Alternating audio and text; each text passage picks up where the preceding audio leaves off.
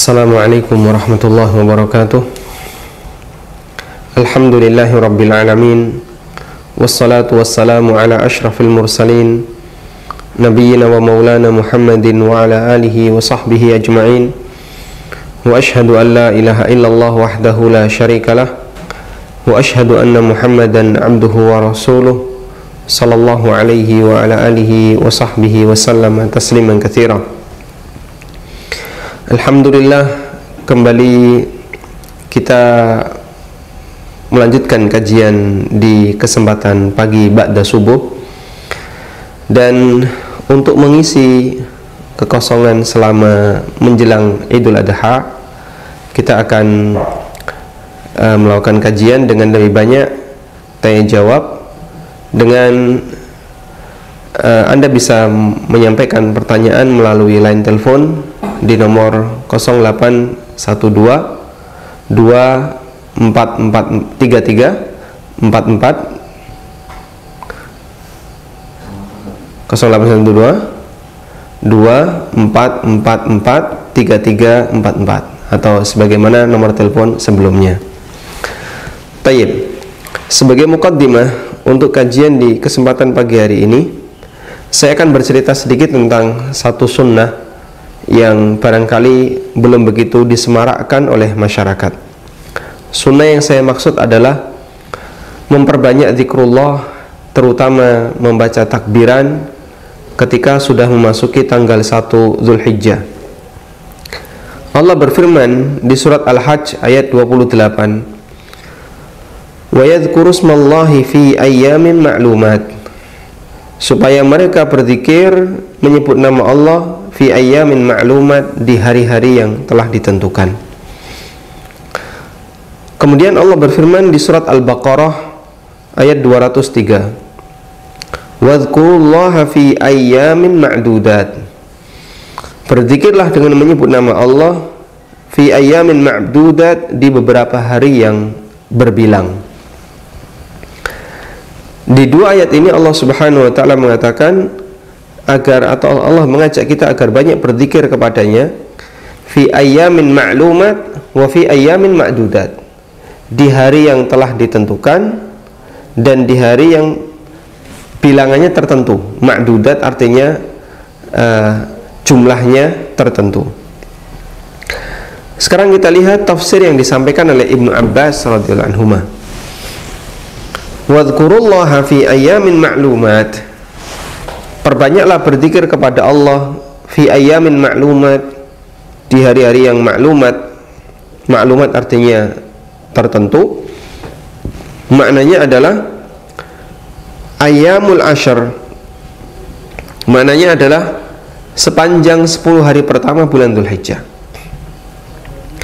Berarti dimulai sejak tanggal 1 sampai 10 Dzulhijjah. Wal ayyamul ma'dudat, sedangkan ayyamul ma'dudat yang ini ada di surat Al-Baqarah, maknanya adalah ayyamut tasyrik, di hari-hari tasyrik. Sehingga penjelasan dari Ibnu Abbas ini menunjukkan bahwasanya makna firman Allah Ta'ala, kita diperintahkan untuk memperbanyak zikir fi ayyamin ma'lumat wa fi ayyamin ma'dudat, adalah memperbanyak zikir dari mulai tanggal 1 sampai tanggal 13 Dzulhijjah. Kemudian disebutkan dalam hadis yang diriwayatkan oleh Imam Ahmad dan yang lainnya, dan sanadnya dinilai sahih oleh Syekh Ahmad Syakir rahimahumullah jami', dari sahabat Abdullah bin Umar radhiyallahu anhuma, Nabi sallallahu alaihi wasallam bersabda, ma min ayyamin a'zamu 'indallah wa la ahabbu ilaihi minal 'amali fihinna min hadhil ayyamil ashar, tidak ada hari yang lebih agung di sisi Allah di mana amal itu lebih dicintai oleh Allah melebihi 10 hari pertama bulan Dzulhijjah. Fa'akthiru fihinna minat tahlil, kemudian Nabi SAW memberikan saran, fa'akthiru fihinna minat tahlil, karena itu perbanyaklah membaca tahlil, wat takbir, wat tahmid, perbanyaklah membaca takbir dan tahmid. perbanyaklah membaca tahlil, takbir, dan tahmid. Yang ini menunjukkan bahwa rangkaian tahlil, takbir, dan tahmid adalah kalimat-kalimat thayyibah zikrullah yang ini kita baca ketika kita mengucapkan takbiran. Kemudian disebutkan oleh Imam Bukhari dalam kitab sahihnya, tapi secara mu'allaq. Secara mu'allaq itu artinya tidak ada sanad, sehingga Bukhari menyampaikan dari para sahabat atau dari ulama tabi'in, tapi tidak melalui sanad. Dan itu ada dalam Sahih Bukhari, sehingga hadis ini sering disebut dengan hadis riwayat Bukhari secara mu'allaq. Imam Bukhari mengatakan, wa kana Ibnu Umar wa Abu Hurairah yakhrujani ila as-suqi fi ayyamil ashri yukabbirani wa yukabbirun nasu bi takbirihima. Ibnu Umar dan Abu Hurairah radhiyallahu anhu, mereka berdua secara sengaja berangkat ke pasar fi ayyamil ashri, di 10 hari pertama bulan Dzulhijjah. Ngapain keliling-keliling di pasar selama 10 pertama bulan Dzulhijjah? Yukabbiran, dalam rangka untuk takbiran, sehingga mereka takbiran, wa yukabbirun nasa bitakbirihima, dan masyarakat pun ikut takbiran disebabkan karena takbiran dua sahabat ini. Sehingga ini menunjukkan bahwa ketika sudah masuk tanggal 1 Dzulhijjah, maka kita dianjurkan untuk memperbanyak takbiran. Allahu Akbar, Allahu Akbar, la ilaha illallah, wallahu akbar, Allahu Akbar walillahil hamd, Allahu Akbar, Allahu Akbar, la ilaha illallah, wallahu akbar, Allahu Akbar walillahil hamd. Bapak Ibu bisa baca ini dalam setiap kesempatan, ketika di rumah, ketika di jalan, ketika di banyak kegiatan. Silahkan memperbanyak takbiran,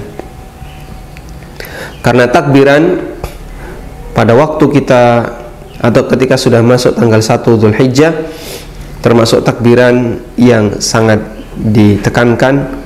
Bahkan Allah perintahkan di 2 surat yang tadi kita baca. Pertama di surat Al-Hajj, Allah Subhanahu wa ta'ala ingatkan agar kita mengingat namanya, berzikir fi ayyamin ma'lumat, di hari-hari yang ma'lumat, yaitu tanggal 1 sampai 10 Dzulhijjah. Dan Allah juga berfirman, wadhkurullaha fi ayyamin ma'dudat, yang itu merupakan hari-hari tasyrik. Semoga Allah Subhanahu wa ta'ala jadikan kita hambanya yang bisa melestarikan sunnah seperti ini dengan memperbanyak takbiran di 10 hari pertama Dzulhijjah, nanti ditambah dengan hari tasyrik. Dan dengan demikian kita berharap bisa mendulang banyak pahala, terutama di hari yang istimewa ini, yaitu a'dhamul ayyam indallah, hari yang paling agung di sisi Allah, dan itu adalah tanggal 1 sampai 10 Dzulhijjah. Wallahu ta'ala alam. Selanjutnya, bagi Anda yang mau menyampaikan sesuatu, kami persilahkan. Dan tadi sudah ada telepon yang masuk. Baik, sebelum kita angkat telepon yang masuk, kita coba membacakan beberapa pertanyaan melalui WA ya. Baik, ada telepon yang masuk. Silahkan. Halo, assalamualaikum warahmatullahi wabarakatuh. Waalaikumsalam warahmatullahi wabarakatuh. Saya Kamal Ustadz dari Balikpapan. Silakan Pak. Begini Ustadz, sebelumnya di perusahaan saya itu menyediakan uang makan jika dinas di luar kota sebesar Rp180.000 sehari. Ini bentuknya seperti tunjangan. Jadi walaupun misalnya bulan Ramadan atau kita puasa atau kita tidak makan seharian pun, 180.000 itu sudah menjadi bagian dari hak untuk pekerja yang bekerja di luar kota. Mulai bulan Juli ini peraturan tersebut berubah menjadi siapapun yang tugas di luar kota silakan makan dengan menggunakan kartu kredit yang sudah difasilitasi, atau dengan membayar pakai uang sendiri nanti reimburse ke kantor. Limitnya berubah menjadi maksimal satu hari sekitar Rp750.000. Kami teman-teman yang di lapangan lebih suka dengan kebijakan pertama, karena sebagai uang tambahan, dan kita pun kalau di lapangan ya nggak makan sebanyak itulah, nggak pernah lah, bisa masak juga Ustadz. Akhirnya kemarin ada kawan-kawan yang coba ngomong ke manajer, Pak, ini kami lebih memilih uang, sebenarnya limitnya pun sangat tinggi, beberapa kawan juga tidak punya kartu kredit, bagaimana solusinya? Kami lebih suka kebijakan pertama. Manajer pun akhirnya bilang ya silakan saja pakai nota gitu, karena kan sistemnya sekarang reimburse Ustaz. Artinya kan berapapun yang di nota itu diganti. Akhirnya kawan-kawan bilang ya udah kalau gitu, misalnya kami tugas di luar kota, nanti kami buat nota bagaimana agar satu hari sekitar 180.000 seperti peraturan kemarin. Lalu manajer bilang oke, kalau gitu nanti saya approve, silakan diatur saja seperti itu. Akhirnya kawan-kawan sekarang ya terpecah dua lah. Di satu sisi ya manajernya sudah approve, limitnya pun tidak melebihi peraturan sekarang yang 750.000 itu. Di satu sisi misalnya kita nggak makan atau makan 10.000, akhirnya kita nggak mau membuat nota buatan lah, kita buat sendiri gitu. Nah, manajer sudah approve. Bagaimana ini hukumnya Ustadz dengan kondisi seperti ini? Tayyip, manajer ini perusahaan pribadi atau BUMN? Ini worldwide company Ustadz, kita global. Tayyip. Jazakallahu khairan. Jazakallahu khairan. Prinsipnya jika kita bekerja di sebuah perusahaan, maka ikuti sebagaimana aturan dan kebijakan yang berlaku di sana. Dan jika itu perusahaan yang sifatnya pribadi, aturan itu bisa berubah sesuai dengan kebijakan pemiliknya. Tapi kalau perusahaan itu adalah perusahaan BUMN milik negara, atau tadi disampaikan ini adalah world company, berarti harus minta izin kepada ownernya jika terjadi perubahan. Kemudian dari apa yang tadi disampaikan, bahwa kebijakannya adalah nanti kalau makan silahkan melampirkan nota, akan diganti. Berarti kewajiban Anda ya harus melampirkan nota sesuai dengan real yang ada, dan tidak perlu ngambil lebih dengan membuat nota palsu, karena jelas ini kedustaan. Makan cuman habis 30.000, 20.000, tapi Anda membuat nota atau teman-teman membuat nota senilai 180, ya jelas ini kedustaan. Sisa yang masuk ke kantong pribadi itu bukan haknya. Betul bahasanya limitnya jadi 700, cukup besar, dan tidak mungkin makan sebanyak itu.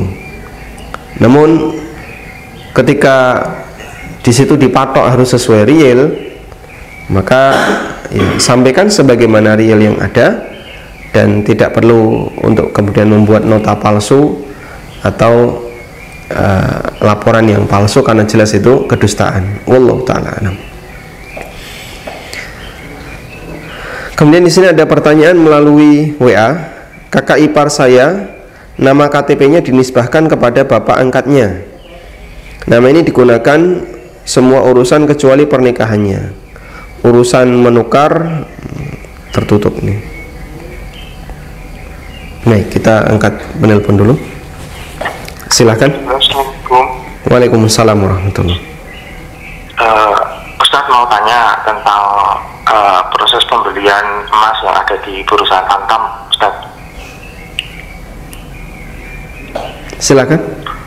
Oh ya, jadi gini skemanya Ustadz.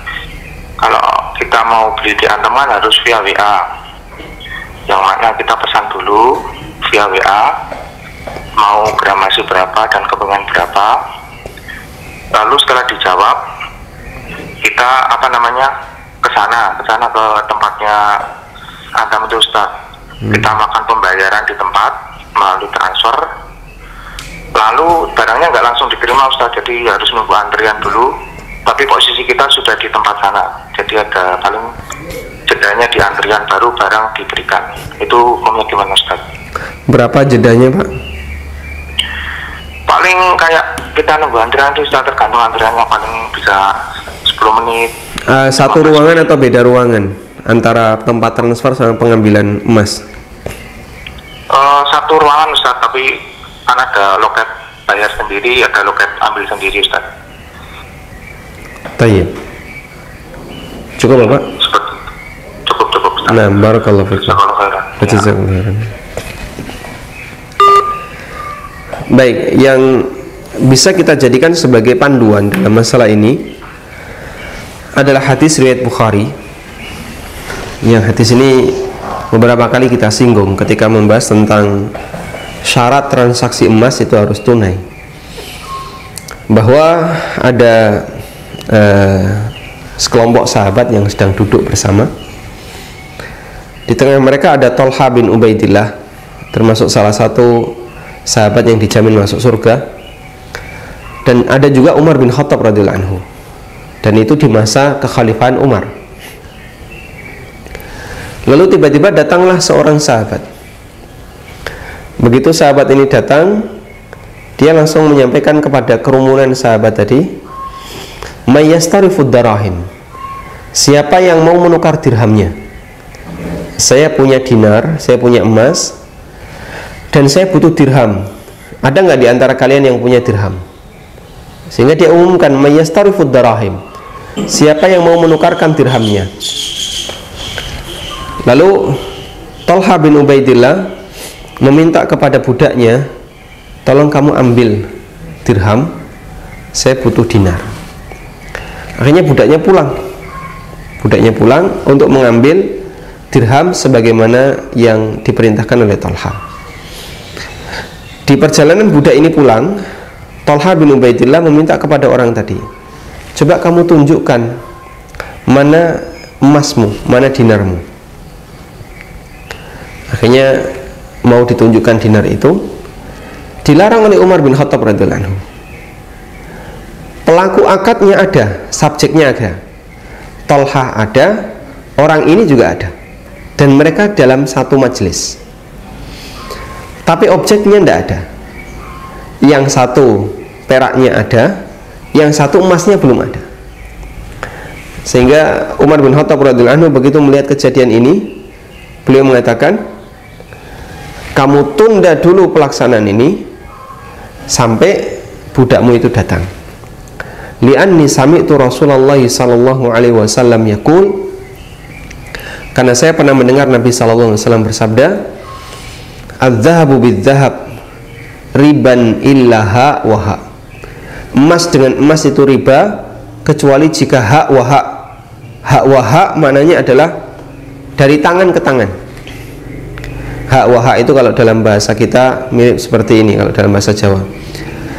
Nyoh ya. Nyoh itu artinya diserahkan.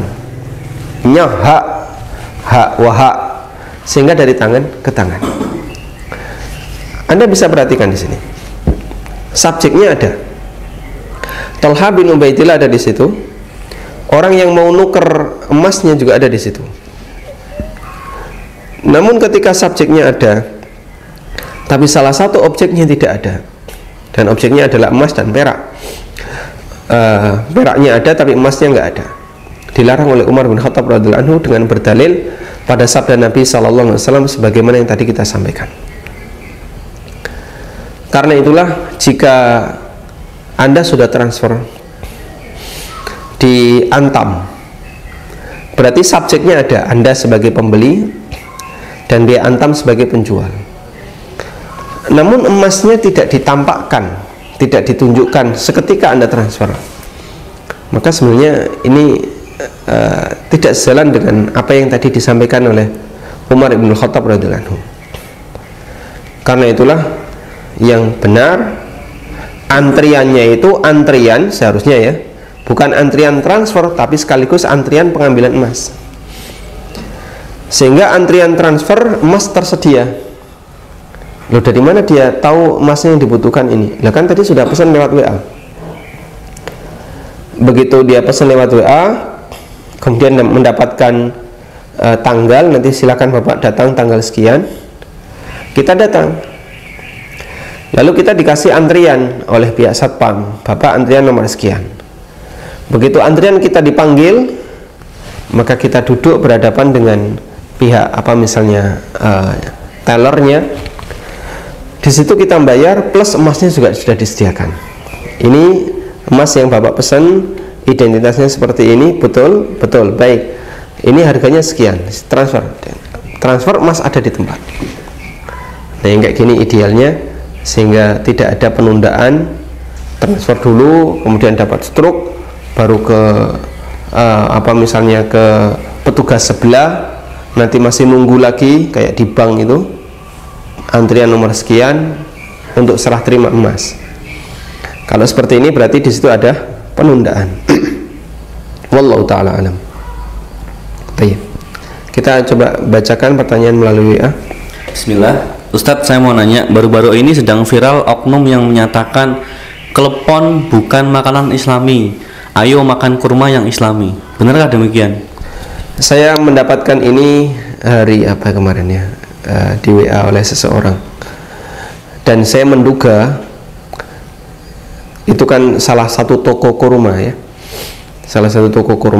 kemudian dia membuat foto seperti itu, dan silahkan belanja di toko kami. Saya menduga orang ini mau bikin kisruh di masyarakat, mau bikin kisruh, bikin rame. Dan saya melihat dia memang orang yang bodoh dalam masalah agama, tapi bicara dalam masalah agama cuman tujuannya untuk menguntungkan kepentingan pribadi. Kita kan punya prinsip khalif tu'raf, coba bikin nyeleneh biar kamu nanti dikenal. Akhirnya poster itu tersebar di mana-mana, iklan gratis. Ayo belanja di toko kami dengan foto klepon bukan makanan Islami. Karena itu saya sarankan kepada para pemirsa, kalau Anda ketemu orang ini, sampaikan bahasanya perbuatan dia itu perbuatan tercela. Perbuatan dia perbuatan tercela. Dan tindakan seperti ini nanti akan ada balasannya di akhirat. Dan barangkali sebagai hukuman untuk orang ini, kami mengajak kepada kaum muslimin yang mendengarkan apa yang saya sampaikan, jangan belanja di toko orang ini. Sebagai bentuk hukuman. Dia bikin kisruh, ya. Ngawur orang ini. Tindakan kebodohannya yang kami khawatirkan adalah menyebabkan ada sebagian orang yang benci dengan Islam, misalnya semakin benci dengan Islam. Ini tunjukkan ini loh contoh ya, gerakan-gerakan radikal, nyebut klepon tidak Islami, disebabkan karena tindakan kebodohan orang seperti ini. Kalau klepon tidak Islami, memang kurma itu makanannya siapa? Makanannya orang Arab. Abu Jahal makan kurma, Abu Lahab makan kurma, Umayyah bin Khalaf makan kurma, orang-orang kafir yang lainnya makan kurma. Karena itu menjadi makanan pokok bagi mereka sebelum Nabi SAW diutus, sehingga tidak bisa disebut bahwasanya kurma adalah makanan Islami. Karena yang namanya makanan itu kembali kepada uruf masing-masing. Berarti beras juga enggak Islami, nanti apalagi ya, getuk tidak Islami, ini tidak Islami. Subhanallah, dari hal seperti ini. Karena itu disebabkan karena perbuatan orang bodoh seperti ini, kadang menyebabkan ada sebagian orang yang fobia terhadap Islam, benci terhadap Islam. Sebabnya adalah tindakan orang bodoh.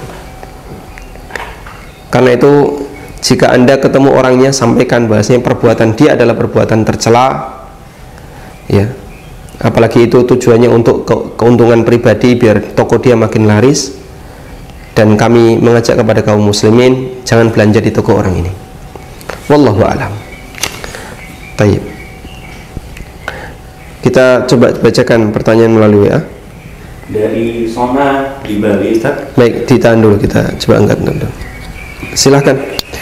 Assalamualaikum Ustaz. Waalaikumsalam warahmatullahi. Ustaz, saya mau tanya tentang sholat, boleh? Oh, silahkan Pak. Iya Ustaz, saya mau tanya begini Ustaz. Waktu itu saya pernah sakit sehingga sholatnya harus duduk. Nah, cuma karena saya sekarang ini kepala keluarga, anak saya belum ada yang balik dan ada istri satu, itu boleh nggak Ustadz kalau misalkan saya tetap menjadi imam dari mereka gitu Ustadz, dengan posisi sholatnya duduk dan mereka berdiri? Nah, itu yang pertama Ustadz. Yang kedua gini Ustadz, kadangkala kita diingatkan oleh istri atau anak yang perempuan kalau ada yang gerakan salah atau maksudnya mungkin lupa langsung berdiri ketika rakaat kedua, lupa tasawuf awal gitu, tapi mereka ngasih kodenya saya nggak ngerti gitu, maksudnya mereka tepuk tangan atau apa tapi saya nggak ngerti gitu. Ini seharusnya bagaimana Ustaz? ya. Gitu Ustaz. Terima kasih Ustaz, itu aja. Jazakumullah khairan. Wa jazakumullah khairan, barakallahu fikum. Tayyib. Jika Anda sholatnya sambil duduk dari awal ya, karena dalam kondisi sakit, dan orang sakit yang tidak bisa berdiri, dia boleh sholat wajib sambil duduk. Sementara makmum Anda, yaitu istri dan anak-anak, mereka dalam kondisi sehat, apakah mereka harus sholat sambil duduk ataukah harus berdiri? Ulama beda pendapat dalam masalah ini. Sebagian mengatakan ya yang duduk hanya yang sakit saja, sedangkan yang sehat tetap berdiri, karena berdiri dalam sholat wajib itu rukun, sehingga bagi yang mampu berdiri harus berdiri. Dan pendapat yang kedua, jika si sakit ini, orang yang sakit ini sholatnya sambil duduk dari awal, sehingga sejak takbiratul ihram dari awal dia sholatnya duduk, maka makmum juga harus sholat sambil duduk. Dan pendapat yang kedua ini pendapat yang lebih mendekati. Pendapat ini yang dipilih oleh Syekh Albani dan beberapa ulama mazhab Hambali. Dalilnya, Nabi SAW pernah ngimami sambil duduk, sementara para sahabat sambil berdiri. Akhirnya begitu Nabi SAW tahu bahasanya mereka berdiri, beliau pun berisyarat dengan tangannya, ya, berisyarat dengan tangannya, ya, melambai-lambai ke arah belakang, anis jelisu, duduklah kalian. Akhirnya mereka pun semuanya duduk. Dan itu sholat sudah dimulai, beliau takbiratul ihram dalam posisi duduk. Ternyata beliau melihat sahabatnya, kok bisa Pak melihatnya? Orang kan bisa merasa kanan dan kirinya, meskipun dia di belakang, dia bisa merasa kalau ternyata sebelahnya ini berdiri. Akhirnya Nabi SAW berisyarat, duduk. Kemudian mereka duduk.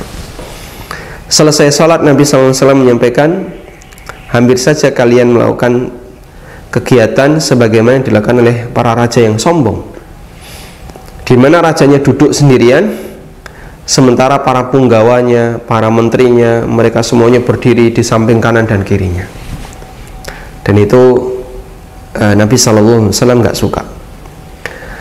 Karena itulah dalam sholat sekalipun, ketika menuntut kondisi seperti itu, yang jadi imam adalah orang yang tidak bisa berdiri, maka nanti para makmumnya duduk ikut sebagaimana duduknya imam.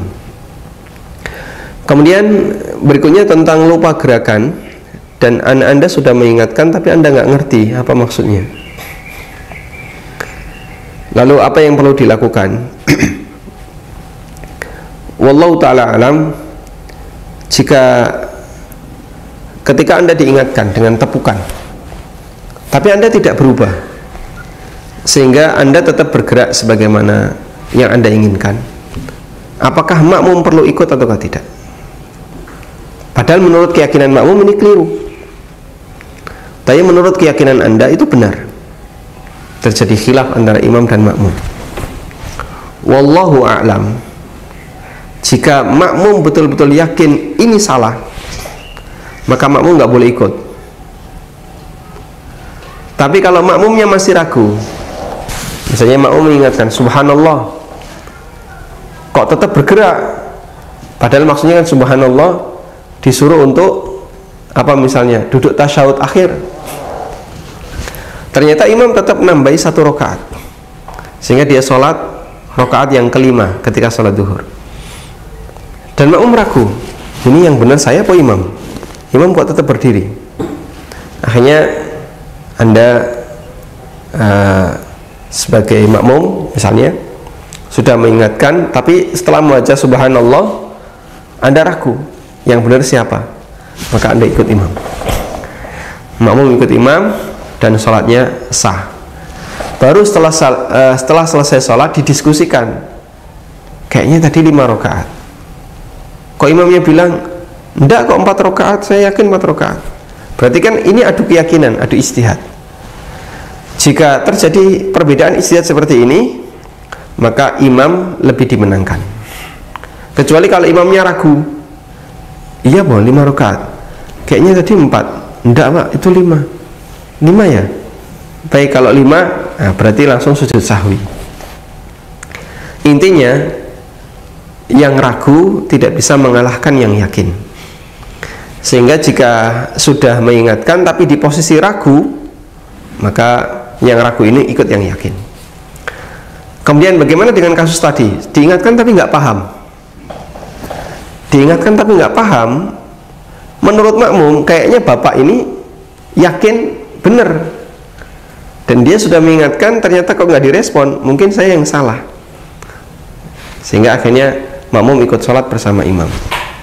Tapi insya Allah wallahu ta'ala alam sholatnya sah, ya, sehingga tidak perlu diulang. Wallahu ta'ala alam.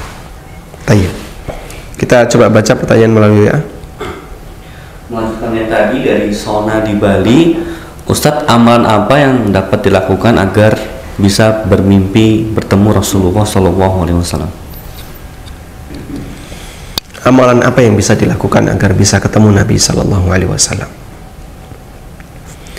Bertemu Nabi SAW memang dalam mimpi, ya. Dalam mimpi memang satu hal yang bisa terjadi. Dan Nabi SAW bersabda, "Man ra'ani faqad ra'ani." Siapa yang bermimpi melihatku, maka betul dia melihatku. Karena setan tidak bisa menampakkan dalam mimpi manusia seperti wujud Nabi SAW. Setan punya peran untuk mempengaruhi mimpi manusia, sehingga ketika orang tidur kemudian dia bermimpi ketemu si A, ketemu si B, kadang apalagi ketika orang lagi jatuh cinta, ya, lalu ketemu dengan orang yang dia cintai, padahal aslinya itu setan yang menampakkan diri dalam mimpinya seperti orang yang dia cintai. Akhirnya melakukan hal-hal yang tapi dalam mimpi yang itu tidak berdosa, ya. Misalnya melakukan hubungan badan atau hal yang lainnya, padahal itu aslinya adalah setan. Tapi untuk Nabi SAW setan tidak bisa. Sehingga kata Rasulullah SAW, setan tidak bisa menampakkan diriku dalam mimpi seorang hamba. Nah, beliau sampaikan itu di hadapan para sahabat. Yang sahabat ketemu Rasulullah SAW, maka sahabat tahu ciri fisik Nabi SAW. Wajah Nabi SAW seperti ini, rambut beliau seperti ini, jenggot beliau seperti ini, penampilan beliau seperti ini. Sahabat tahu. Nah, generasi setelahnya yang tidak tahu, yang tidak pernah ketemu Nabi SAW, apakah hadis ini juga berlaku? Jawabannya berlaku, tetap berlaku. Namun harus dia cocokkan dengan keterangan tentang ciri fisik Nabi SAW. Pak Ustadz, saya itu bermimpi melihat Nabi SAW. Nah gimana? Masya Allah, beliau itu putih semua rambutnya, jenggotnya putih, bawa tas Hello Kitty. Nah itu tidak mungkin. Masa Nabi SAW bawa tas Hello Kitty? Dan yang Anda lihat rambutnya putih, jenggotnya putih, semuanya serba putih. Rasulullah SAW ubannya itu cuma bisa dihitung. Yang kata Anas bin Malik radhiyallahu anhu dalam kitab Syama'il Muhammadiyah karya Imam At-Tirmidzi, uban Nabi SAW itu bisa dihitung, baik uban di rambut maupun uban di jenggot. Sehingga kalau yang dia lihat adalah semua berpenampilan putih, rambutnya putih, jenggotnya putih, alisnya putih, ini jelas bukan Nabi Sallallahu Alaihi Wasallam. Mohon diperhatikan dua hal ini. Setan tidak bisa menampakkan diri persis seperti Nabi Sallallahu Alaihi Wasallam, tapi setan bisa menampakkan diri seperti orang yang hebat, lalu ngaku Nabi Sallallahu Alaihi Wasallam. Yang kedua ini bisa. Misalnya tadi berpenampilan seperti orang yang jubah putih, rambut putih, jenggot putih, semuanya serba putih, pakai sorban. Lalu ngomong saya nabi. Nah setelah itu dia ngajarkan sesuatu yang nggak benar kepada orang yang bermimpi tadi. Setan bisa yang kayak gitu, dan itu tipuan. Tapi kalau setan menampakkan diri sebagaimana Rasulullah SAW dalam mimpi seseorang, dia nggak bisa. Karena itulah Muhammad bin Sirin, salah seorang ulama sahabat, beliau mengatakan, siapa yang bermimpi melihat Nabi SAW, siflana, coba kamu ceritakan seperti apa yang kamu lihat. Seperti apa yang kamu lihat. Nah, kalau yang dia ceritakan kepada Ibnu Sirin ternyata ciri-cirinya tidak ada pada fisik Rasulullah SAW, maka beliau langsung komentar itu adalah setan. Baik. Karena itulah untuk bisa memastikan bahasa yang dilihat ini Nabi ataukah bukan, berarti tugas pertama yang harus dilakukan oleh seseorang adalah kenali ciri fisik Rasulullah SAW. Terus gimana Pak kita bisa mengenali ciri fisik Nabi SAW? Ada beberapa buku yang ditulis oleh para ulama, yang buku itu membahas ciri fisik Nabi SAW. Di antara buku itu yang paling terkenal adalah bukunya Imam At-Tirmidzi yang berjudul Asy-Syama'il Al-Muhammadiyah. Asy-Syama'il Muhammadiyah itu khusus membahas tentang ciri fisik Nabi SAW. Dan buku ini sudah diterjemahkan, dan sahabat itu membahas dengan detail, lalu diriwayatkan dari generasi ke generasi, kemudian dikodifikasi oleh banyak ulama hadis. Asy-Syama'il Muhammadiyah bercerita tentang ciri fisik Rasulullah SAW, bagaimana cara jalan beliau, bagaimana wajah beliau, bagaimana rambut beliau, dan seterusnya. Nah, kita mengenali ciri fisik Nabi SAW melalui itu, sehingga bisa dijadikan sebagai filter. Kalau bermimpi melihat seperti ini, itu Nabi SAW ataukah bukan, kita bisa jadikan sebagai filternya, saringannya itu benar ataukah tidak. Lalu amalan apa yang bisa membuat kita mimpi ketemu Nabi SAW? Wallahu ta'ala alam, kami tidak menjumpai ya, adanya dalil khusus yang menjelaskan amalan-amalan itu. Barangkali Anda bisa tanyakan ke ustadz yang lain, kok dia menjumpai ada hadis, nanti bisa disampaikan ke saya. Namun secara umum, wallahu alam, Anda perbanyak membaca sholawat untuk Rasulullah SAW. Allahumma salli wa sallim ala nabiyyina Muhammad. Dan jadilah seorang hamba yang ahlu tauhid, yang selalu mengikuti sunnah Nabi SAW, karena beliau sangat dicintai, atas beliau sangat mencintai orang yang ahlu tauhid dan mengikuti sunnahnya, sehingga kalaupun tidak ketemu Nabi SAW dalam mimpi, minimal semoga nanti kita dipertemukan oleh Nabi SAW di telaga beliau, di haud beliau, sehingga kita bisa menikmati air telaga itu sambil ketemu Rasulullah Sallallahu Alaihi Wasallam. Wallahu ta'ala alam. Nah, silahkan. Bismillahirrahmanirrahim. Assalamualaikum warahmatullahi wabarakatuh. Waalaikumsalam warahmatullahi wabarakatuh. Silakan Bapak. Iya, begini Ustaz, saya kan berprofesi sebagai bagian servis laptop Ustaz.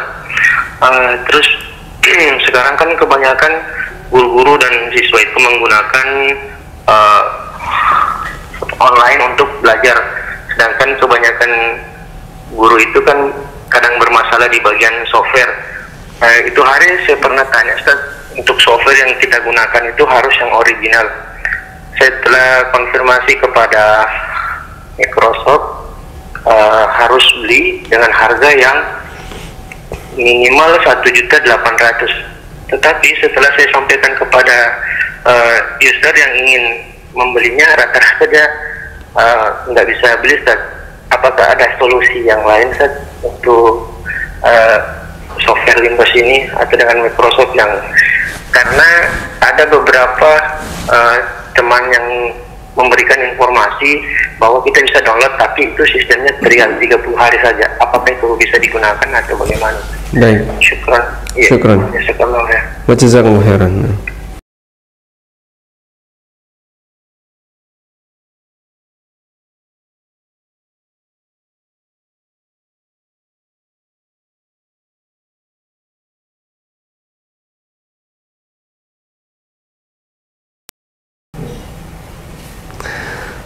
Tayyib.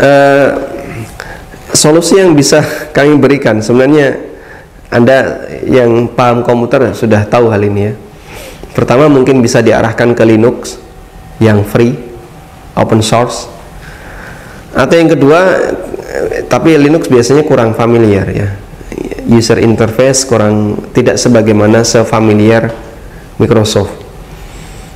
Nah, kalau misalnya mereka kesulitan untuk menggunakan Linux, ya yang kedua Anda bisa tawarkan versi trial tadi yang cuma 30 hari, dan nanti ketika sudah habis masa berlakunya ya, mau tidak mau dia harus menginstal yang ori ya, yaitu yang bisa kita sarankan. Dan memiliki prinsip tadi ya, jaga konsumen untuk tidak melanggar hak orang lain dengan minta kepada mereka tolong Microsoftnya yang ori. Wallahu a'lam. Silahkan. Assalamualaikum warahmatullahi wabarakatuh. Waalaikumsalam warahmatullahi wabarakatuh. Nyambung tadi pertanyaan tadi ada sebelumnya yang mengikuti imam sholat duduk, apakah mengikuti penuh? Kalau dia tidak bisa sujud, kita juga isyarat juga atau kita ikut sujud juga atau bagaimana Ustaz? Itu aja Ustaz. Baik. Terima kasih. Assalamualaikum warahmatullahi wabarakatuh. Waalaikumsalam warahmatullahi wabarakatuh. Jika Anda sholat sambil duduk, bagaimana cara sujudnya? Cara sujudnya adalah bisa dengan al-inhina, nunduk, di mana posisi sujud lebih rendah dibandingkan posisi rukuk, dan itu kekhususan bagi mereka yang sholat sambil duduk. Karena itu ada banyak sekali kekurangan ketika orang sholat sambil duduk. Bagaimana kalau kita masih bisa sujud? Kalau bisa sujud, silakan Anda sujud dengan sempurna. Kemudian duduk ketika sebagai pengganti dari berdiri. Apa yang bisa dilakukan sempurna, lakukan sempurna. Dan sholat sambil duduk itu tidak bisa rukuk dengan sempurna. Mungkin kalau sujud sempurna bisa, duduk tasyahud sempurna bisa, tapi kalau rukuk tidak bisa. Ada banyak kekurangan. Karena itulah bagi orang yang masih mampu untuk berdiri, wajib berdiri, kecuali dalam kondisi tadi imamnya duduk, sehingga Anda harus sholat sambil duduk mengikuti imam. Wallahu a'lam.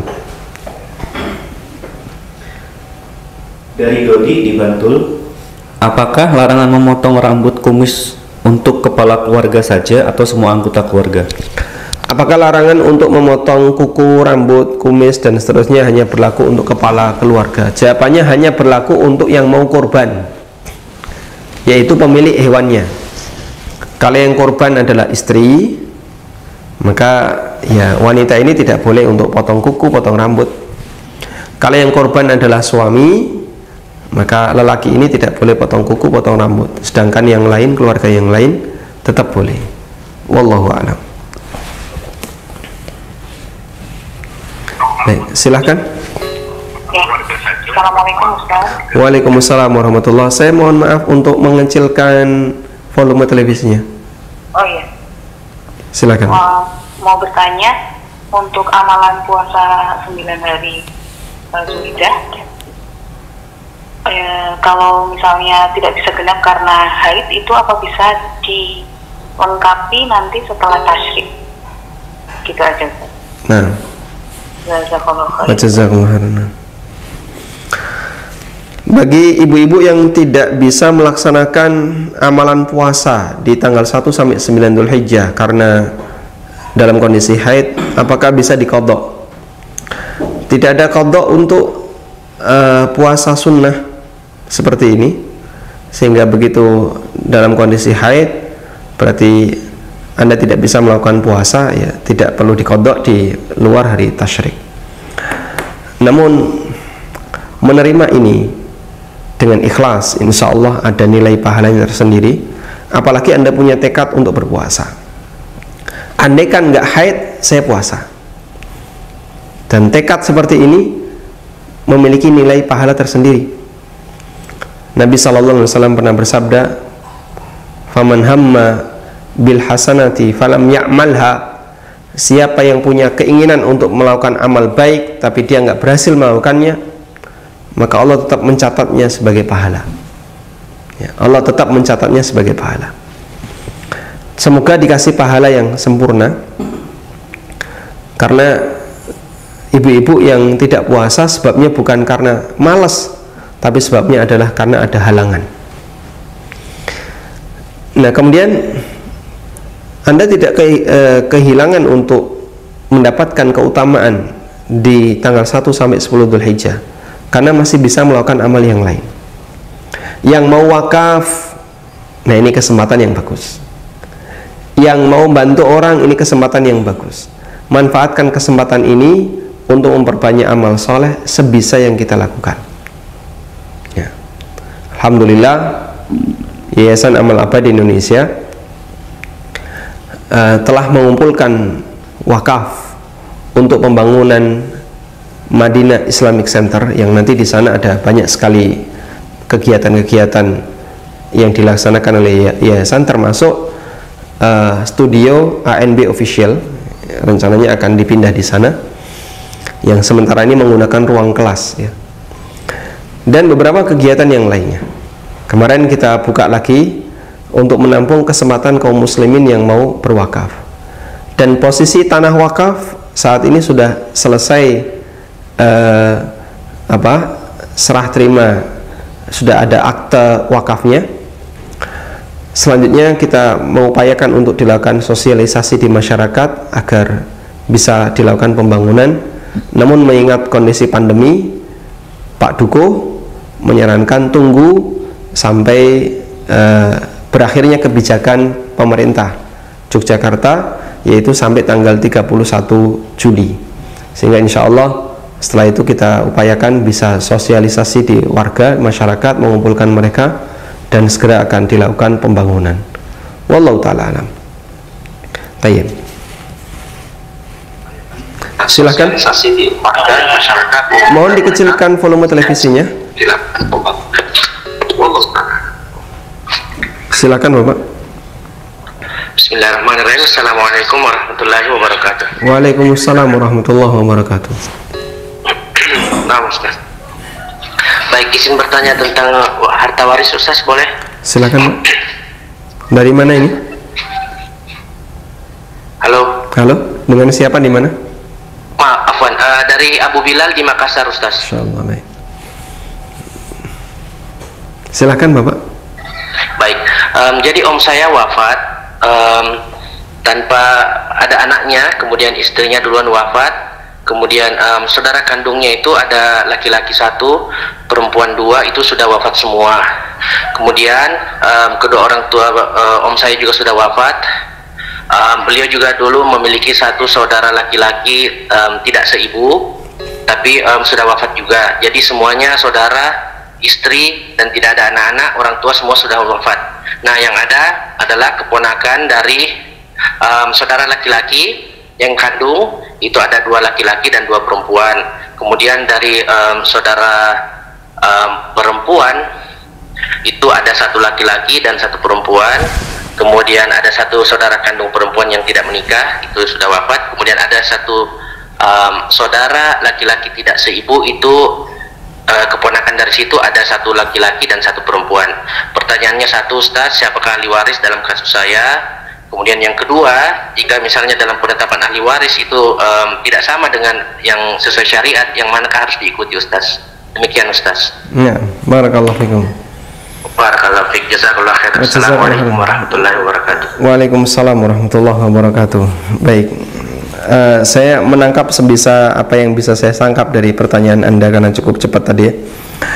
Ketika ada seorang mayit, seorang jenazah yang dia meninggalkan ahli waris, tapi ahli waris yang dekat sudah meninggal, orang tua tidak ada, anak tidak ada, istri sudah tidak ada, saudara sudah tidak ada semuanya, yang ada hanya keponakan.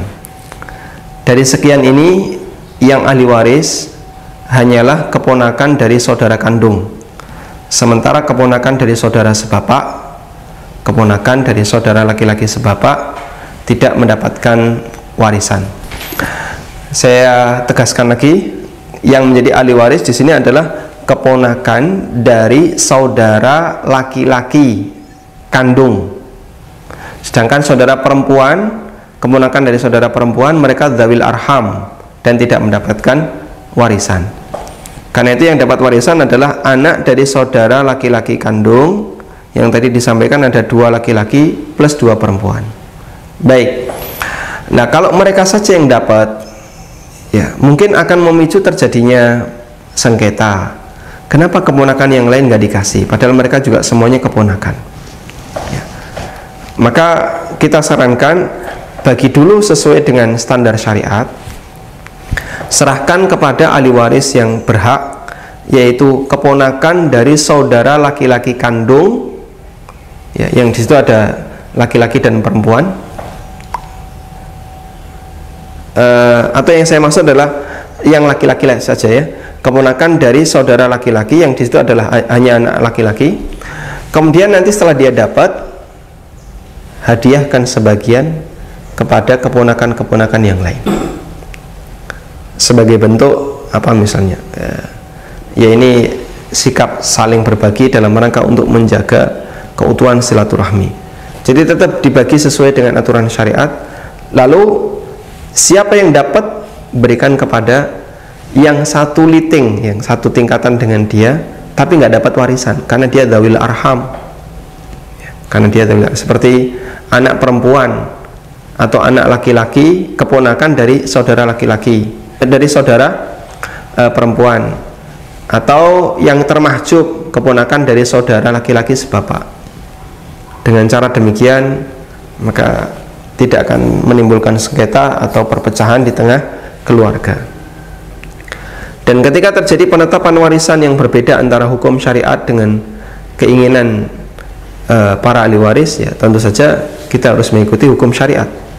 Allah Ta'ala memberikan ancaman bagi orang yang tidak mau mentaati hukum Allah Subhanahu wa Ta'ala. Wa may yata'adda hududallah, siapa yang melampaui dari batasan-batasan Allah, padahal Allah sudah menjelaskan tentang aturan warisan itu, maka Allah kasih ancaman dengan ancaman neraka, waliyadzubillah. Dari pemirsa Rifkan TV Banjarmasin, Ustadz, bagaimana kaidah doa dapat mengubah takdir? Apa yang dimaksud doa bisa mengubah takdir? Doa bisa mengubah takdir, yang dimaksud di sini adalah dalam pandangan manusia. Ini sebagaimana keterangan yang disampaikan oleh Imam Ibnu Utsaimin. Seolah-olah dalam pandangan manusia doa itu mengubah takdir, sehingga ketika ada orang sakit lalu dia berdoa, dari doanya dikabulkan oleh Allah, kemudian dia sembuh, maka seolah-olah doa itu mengubah takdir dia dari sakit ke sembuh. Seolah-olah dalam arti apa? Takdir yang ada di Lauhul Mahfuz gak berubah, karena itu tetap sampai terjadi kiamat.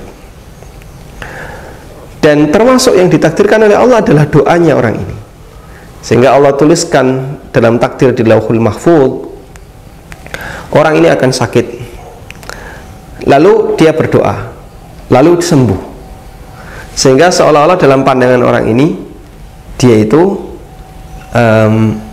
telah mengalami perubahan disebabkan karena doanya. Nah, dan orang memahami seperti itu, karena doa saya seolah-olah takdir saya berubah, meskipun pada hakikatnya takdir itu tidak berubah. Ini salah satu pendapat yang disampaikan oleh Imam Ibnu Utsaimin, sehingga makna la yarudud du'a ilal qadar diantaranya adalah yang dimaksud adalah menurut pandangan manusia. Tidak ada yang bisa menolak takdir, mengubah takdir, kecuali doa. Maksudnya adalah dalam pandangan manusia. Wallahu ta'ala. Silahkan. Caranya adalah, halo. Silahkan. Maksud adalah, Anda kecilkan volume televisinya. Silahkan. kenapa? Kecilkan volume televisinya. Oh iya. Silakan. Assalamualaikum warahmatullahi wabarakatuh. Waalaikumsalam Saya warahmatullahi Rizka wabarakatuh. dari Jakarta. Mau izin tanya, Ustadz? Halo. Silahkan. Jadi gini, saya itu distributor resmi suatu produk. Nah, tapi produsennya itu mensyaratkan bahwa jadi ada uang ditransfer baru barang dikirim, itu baik kepada konsumen maupun kepada distributornya gitu. Nah, pertanyaannya ini apakah lebih dekat ke wakalah atau ke jual beli? Kemudian pertanyaan keduanya, bolehkah si produsen ini mengirimkan barang langsung ke konsumen atas nama distributor? Mungkin itu aja, Ustaz. Terima kasih. Nah, baik, skema yang tadi Anda sampaikan bahwa Anda sebagai distributor harus mengirim uang dulu, transfer uang dulu ke perusahaan atau ke supplier, kemudian supplier baru ngirim barang. Posisi supplier dalam masalah ini insya Allah sudah benar, karena ketika dia dibeli berarti kan dia harus menerima duit dulu, makanya dia minta kepada para distributor bayar dulu baru barang akan kami kirim. Selama supplier sudah punya barang, posisi supplier dalam hal ini benar, sehingga dia minta uang dulu baru barang dikirim, dia sudah benar. Nah, sekarang yang jadi masalah adalah di posisi distributor. Distributor ketika dia transfer ke supplier berarti dia beli dari supplier. Yang jadi pertanyaan, bolehkah dia jual barang itu ke orang lain sebelum menerimanya?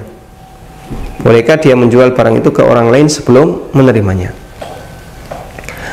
Ada sebuah hadis di mana Nabi SAW bersabda, la tabi'hu hatta taqbidah. Jangan kamu menjualnya sampai kamu menerimanya. Sehingga kalau belum diterima, ya jangan dijual. Nah, ini lebih dekat kepada skema tadi, lebih dekat ke wakalah ataukah jual beli? Jawabannya ke jual beli, karena kalau wakil tidak perlu bayar. Bahkan jumhur mengatakan bahasanya wakil itu tidak boleh membeli untuk dirinya sendiri. Sehingga misalnya kejadiannya, saya menyuruh si A, wahai si A, tolong jualkan barang ini, tolong jualkan HP ini. Lalu berangkatlah si A. Maka si A statusnya sebagaimana saya, karena dia adalah orang yang saya suruh, dia wakil saya.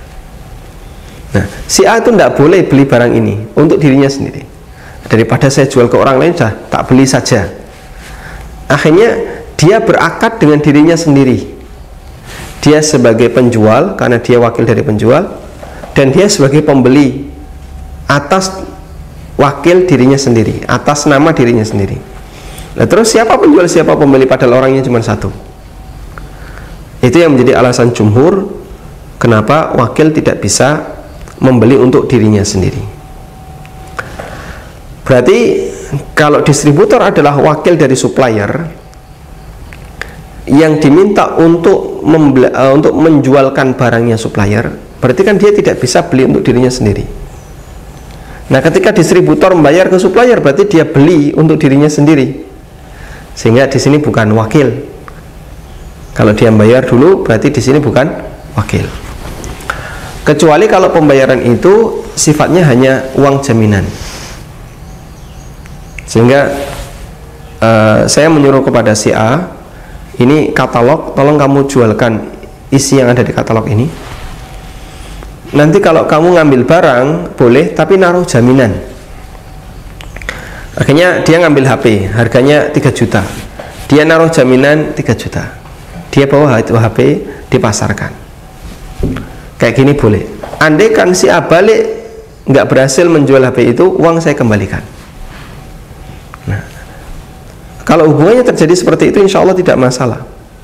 Tapi dohirnya dari skema yang tadi Anda sampaikan, nampaknya tidak terjadi demikian.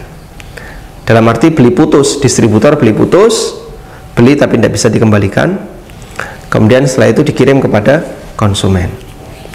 Karena itu wallahu ta'ala alam, skema tadi kurang tepat karena melanggar sabda Nabi SAW, la tabi'hu hatta taqbidah, jangan kau jual sampai kau terima. Yang lebih tepat gimana? Anda beli dari supplier, kemudian kirim ke tempat Anda. Nah, setelah Anda terima, baru dilakukan akad dengan konsumen. Wah, ini kan jadinya biayanya makin bengkak. Ya itulah konsekuensinya kalau mau melakukan skema yang benar. Kecuali kalau Anda sebagai wakil, sehingga sampaikan kepada supplier, saya jadi wakil saja, nanti fee-nya terserah supplier, pokoknya saya hanya memasarkan, jika laku transaksinya antara konsumen dengan supplier, sehingga transfernya langsung ke supplier ya, lebih cepat. Kemudian barang dikirim dari supplier ke konsumen atas nama distributor, nggak masalah. Wallahu a'lam. Baik, kita coba bacakan satu pertanyaan melalui WA. Assalamualaikum Ustaz. Waalaikumsalam warahmatullahi. Bolehkah kita menyewakan lahan parkir kepada perusahaan ribawi?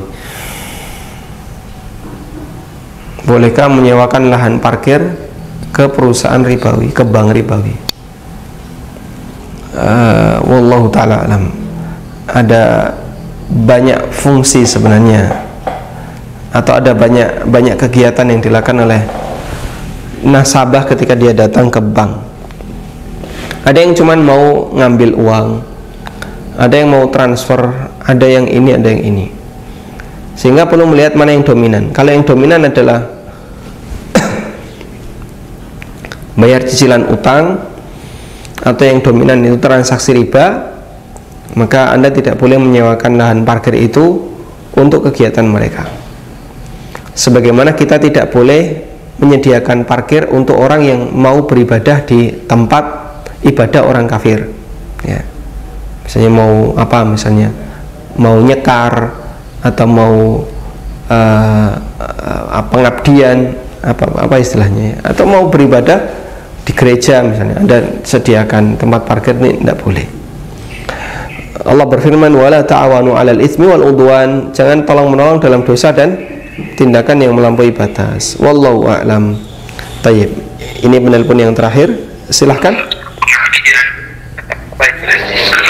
Silahkan. Halo, Assalamualaikum. Waalaikumsalam warahmatullahi. Anda kecilkan volume televisinya, Pak.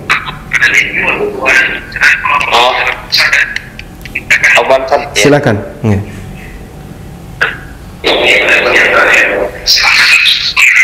Halo, Assalamualaikum Ustaz. Waalaikumsalam warahmatullahi. Anda sudah terhubung, silahkan. Ana mau tanya Ustaz. Langsung disampaikan ya Pak, silahkan. Ya. Ana tuh ada akad jual beli mobil sama keluarga. Cuman untuk pembayarannya ditanggungkan di akhir tahun, dikarenakan anak sama keluarga tuh ada kerjasama usaha yang tutup bukunya itu akhir tahun. Iya. Iya, gimana itu hukum akadnya? Apakah boleh enggak? Baik, cukup Bapak. Iya. Ya cukup. Jazakallahu khair. Jazakallahu khair. Assalamualaikum warahmatullahi wabarakatuh. Waalaikumsalam warahmatullahi wabarakatuh. Wallahu a'lam. Dari apa yang saya pahami, insya Allah tidak ada hubungan antara akad jual beli mobil dengan usaha kerjasama yang Anda lakukan di tengah keluarga, sehingga jual beli mobil ini dengan pembayaran di akhir tahun hukumnya sah-sah saja, karena namanya pembayaran itu boleh dilakukan di depan, boleh dikredit, boleh juga dilunasi di akhir sesuai dengan kesepakatan. Sehingga kalau mobil sudah diserah terimakan sementara Anda bayarnya nyicil, maka statusnya adalah baik bitaksid, jual beli kredit, dan jual beli kredit hukumnya diperbolehkan dengan ijma' ulama. Wallahu a'lam. Demikian yang bisa kita sampaikan, semoga menjadi kajian yang bermanfaat. Wassallallahu ala nabiyyina Muhammadin wa ala alihi wa sahbihi wa sallam, wa akhiru da'wana anil hamdulillahi rabbil alamin. Wassalamualaikum warahmatullahi wabarakatuh.